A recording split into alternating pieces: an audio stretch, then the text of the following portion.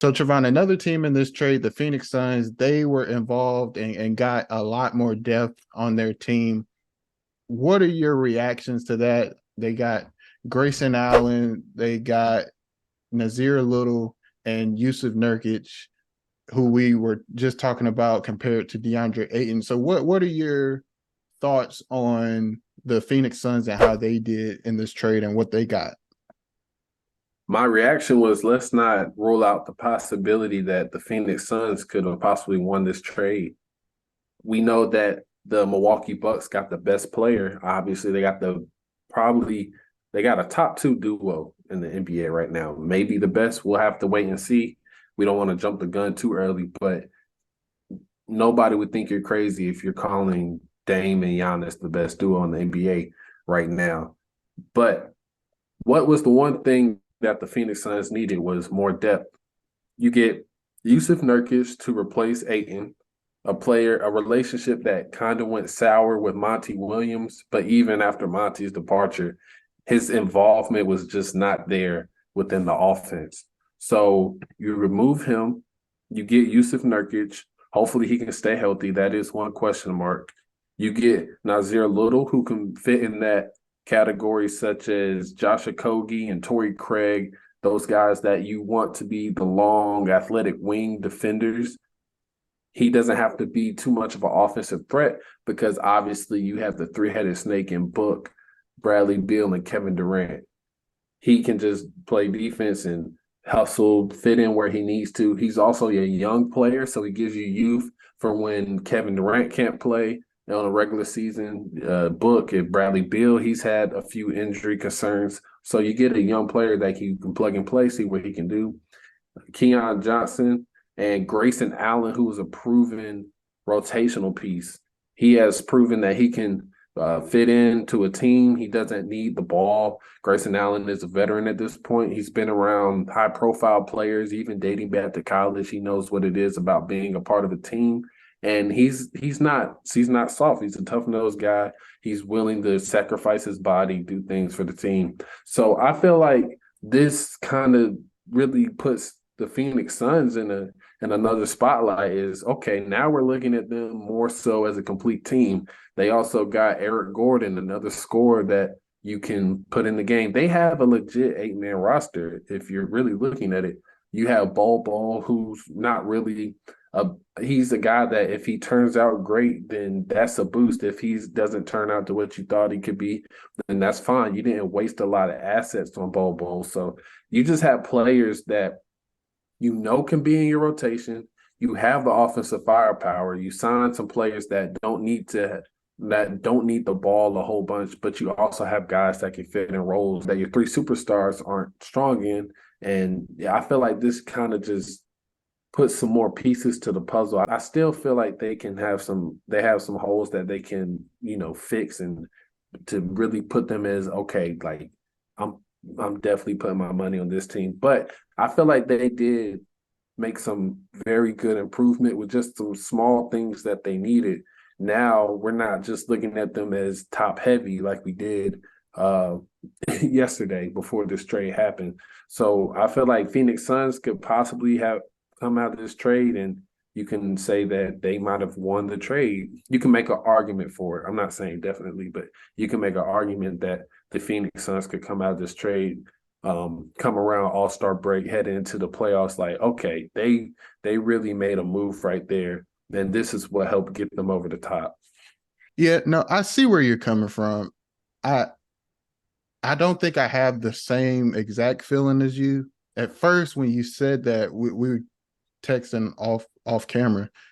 You said that, and I was like, "Oh, he might be right." But then after a while, I looked over the trade, and I was like, "I'm not exactly sure." Now, I do get where you're coming from because you do get DeAndre Ayton off the books. The relationship there wasn't as great. He hadn't performed to the standards that everyone expected him to perform, especially in the playoffs, especially going up against bigs the likes of Nikola Jokic or Giannis You're speaking about Antetokounmpo a few Aiden? years ago. Yeah, DeAndre Ayton, Okay. and I definitely understand that. But if you just look on the basketball court, DeAndre Ayton and Yusuf Nurkic, I just feel like DeAndre Ayton is a better player than Yusuf Nurkic. He does they Yeah, do they're going to do a lot of those same things, screen and roll, finish at the basket, that stuff. Now on the margins, yes, I think Grayson Allen is a really good pickup. He has proven to be a rotation player that can impact the game in a positive way.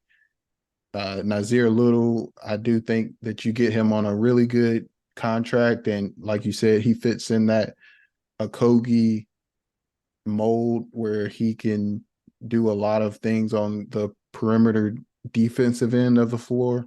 So I see where you're coming from. I do think that they did get better on the margins there in terms of their depth. I'm just not sure how much better, especially at the center position that they got. Now, with Kevin Durant, with Bradley Beal and Devin Booker, you really don't need much more offense. You're really going to be good in that area, right? Especially shot creation. You just need everybody else to knock down open shot, catch and finish when they get the ball. But on the defensive end, I do think that DeAndre Ayton, even though he wasn't great at it, he was more towards average or a little above average. Yusuf Nurkic has not shown or has not proven to be good on the defensive end. Now, you mentioned Bobo. I think that was a great pickup for the Phoenix Suns because he led the Orlando Magic in blocks per game last year, and the Orlando Magic were a top 5 paint defense in the league last year. So having Bobo there, that could nullify the lack of defense that Yusuf Nurkic provides. So I could be wrong there, but Bobo does help that out. With that being said, I don't know if they necessarily won the trade, but they did get slightly better in the terms of depth. But from just big to big, I'm not sure they got better there. But their three-headed snake, as you called them, they'll be able to cover up for that. So that'll be all right. The Suns, I think they did good. It's I'm not necessarily sure that they're that much better, if that makes sense. But yeah, definitely. And I don't really disagree, but I do still feel like it is up for debate, and everything's kind of in context. Kind of how when you mentioned the 3 stars will make up for that lack of mm, rim protection and whatnot. Look at the Denver Nuggets; they were probably the worst defensive champion to happen, but their offense just clicked fair so point. well, and hopefully you can get that to happen with the Phoenix Suns. I would say that last year I felt like they were too much mid-range shot hunting. So Yeah. just adding a player like Grayson Allen can probably spread the attempts a little bit more, balance it out from twos to threes and things of that nature. But also from the big to big concept you mentioned, they weren't including DeAndre Ayton offensively anyways. And he wasn't like an amazing rim protector. He was more mobile and things of that nature, which would result in better results defensively and stuff like that. But I don't think he was just the shutdown rim protector either. So I don't feel like defensively they're going to drop off too much. And you mentioned they had Bobo, who was a part of the top 5 paint defense in the league. So you do have options there in the center position. And if you weren't getting much production or even utilizing Ayton that much offensively, making a switch like this with a guy who might be more willing to just do what needs to be done rather than Ayton, who was a number 1 pick. He's been in the league for just a few years. He still wants to establish himself. Shots, he's not touching the ball. I feel like that mental mindset can really affect the team and affect his production and effort levels and stuff like that. With Nurkic, you may not have to worry about it. So with the relationship that already went sour, we'll just get a clean slate at that center position, try somebody new while also improving our team all around in the other areas that we really needed. to address also, and hopefully this can just come together and we'll be better than we were last year, because we know that we have teams that we have to look to in the Denver Nuggets and try to deepen our depth, because that's what got us last year. And I feel like this trade did address that in a pretty good sense. So that's just my standpoint on it. But it's hard to say that the Milwaukee Bucks didn't win the trade. It's just however you want to look at it from my point of view. Fair point, and I buy that. I do buy that. I just even like I said, even though DeAndre Ayton wasn't a great rim protector or a great defensive player, I do think it's better than Yusuf Nurkic. But with on the margins, when you look at players like Grayson Allen, when you look at players like Nazir Little and Grayson Allen, you just mentioned will space the floor out. I'm looking at some stats: 39% from the 3-point last year in the regular season, and then 48% from the 3-point line in the postseason. So that does help out a lot, and that's something that the Phoenix Suns struggled with last year, was spacing the floor.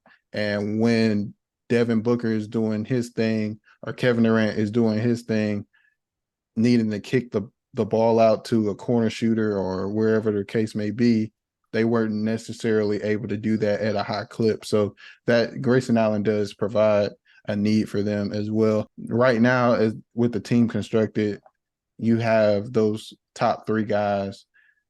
You're definitely going to be in championship contention there. So they're still going to be really, really good.